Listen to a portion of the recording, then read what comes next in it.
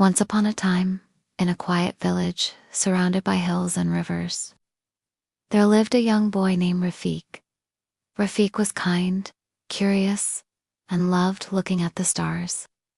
He lived with his grandmother, who always told him stories about Poris, beautiful fairies who lived in the forest and helped kind-hearted people. One night before bed, his grandmother would say, "If your heart is pure and your wish is true, a Pori may find you."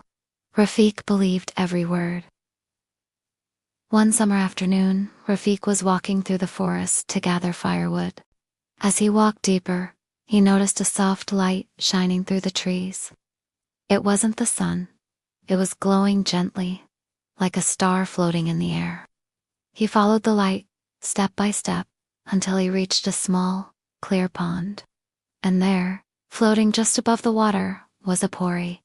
She had shimmering wings like dragonflies, a dress made of flower petals, and hair that sparkled like moonlight.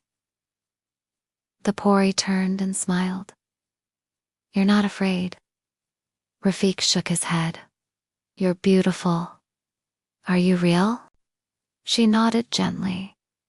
"I'm Luna, the forest Pori. I come only to those who believe with a kind heart." Rafik stepped closer, his eyes wide with wonder. "I believe in Poris. My grandmother always tells me stories about you." He told her about his grandmother's stories and how he always hoped to meet a Pori. Luna listened closely, her wings fluttering softly. Suddenly, a loud cry came from behind the trees. A baby deer was stuck in a hunter's trap. Without waiting, Rafik ran to help. He used a stick to loosen the trap and calmed the baby deer with soft words. Luna flew over and whispered a forest spell. The trap melted into vines, and the baby deer ran off, safe and happy.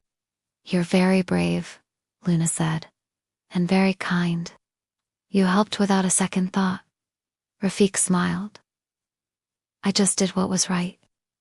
Luna looked at him thoughtfully. "Then you deserve a gift, but not gold or jewels. A gift of magic that grows." She waved her hand over Rafik's shoulder and said, "Whenever you speak kindly and help others, this forest will watch over you." Rafik felt a warm glow spread through him.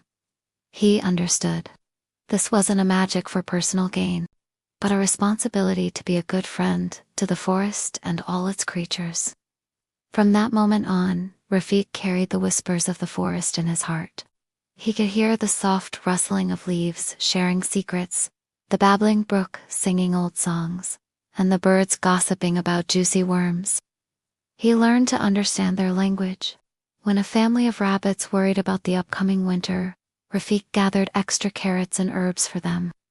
When a mother owl couldn't reach her babies in a hollow tree, he climbed up and brought them down safely. As the seasons turned, Rafik continued to care for the forest. He helped little field mice find cozy homes in the fall, guided baby birds who had fallen out of their nests, and frightened animals away from noisy parties in the village. He never told anyone about his gift or the Pori who gave it to him. People in the village sometimes wondered about Rafik. They saw him playing with rabbits, chasing away foxes that got too close to the village, or sitting quietly under an old oak tree. Some villagers were skeptical.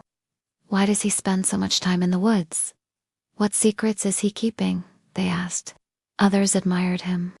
"Rafik has a special connection with the forest, that's for sure," they said.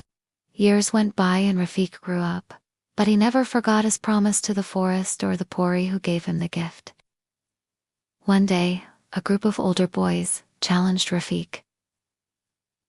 "Hey, city slicker, show us some forest magic."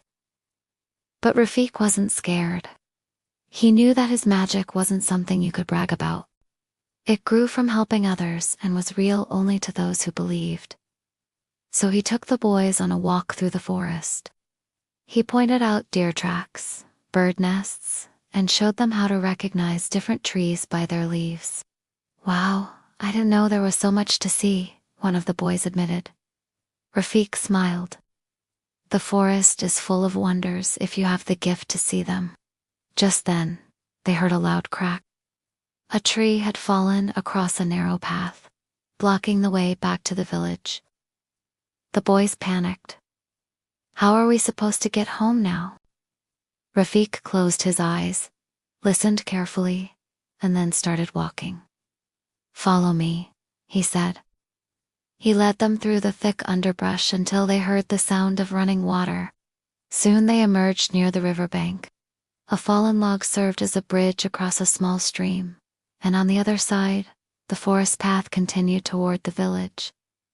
The boys looked back at Rafik in awe. How did you know that path? It was blocked by that tree. We couldn't see anything, they asked. Rafik shrugged. I just remembered. Sometimes knowing what's hidden helps you find your way. They thanked Rafik and ran to tell the other villagers about the hidden path. From that day on, no one doubted Rafik's forest magic anymore. And although no one knew about the Pori, the whole village benefited from her gift to Rafik. Villagers avoided getting lost. They knew where to find edible plants and berries, and they stopped cutting down trees because they understood that the forest was protecting them. But Rafik still visited the clear pond on every full moon, just in case. One night he sat by the water and softly sang an old song his grandmother had taught him. Suddenly, the trees around the pond glowed with an ethereal light, and the song echoed around him. And from the pond, the Pori rose into the air. Her wings shone brighter than the stars, and her eyes twinkled with joy. You still remember me, Rafik said, smiling. Of course, Luna replied. How could I forget? You are the first boy who ever found me. And I never forgot about you or the gift you gave me, Rafik said. Because of you, I could help my village and protect this forest. You have done well, Rafik, Luna said, her voice like the tinkling of bells. More than that, you have shown kindness and compassion. That is the greatest magic of all. Luna hovered close to Rafik, and for a moment, he could reach out and touch her. But then she floated back to the pond, her form shimmering. I must go now, she said, but I will always be here, watching over you and this forest, as long as you believe in the magic within yourself. As quickly as she appeared, she vanished, leaving Rafik alone by the silent pond. But he wasn't lonely. All around him, the trees rustled and whispered. The flowers nodded and smiled, and the animals he had befriended felt safe because of him. In the morning, Rafik woke up feeling more determined than ever to live up to his gift. He knew that being a forest guardian wasn't just about understanding nature. It was about caring for every creature, big and small, and making sure they could live in harmony with the people in the village. As he walked to the village, he met an old farmer. Good morning, Rafik, the farmer said. Do you know where my cow wandered off to? She hasn't come home last night, and I'm worried sick. Of course, Rafik replied. Where do you usually go, old Bess?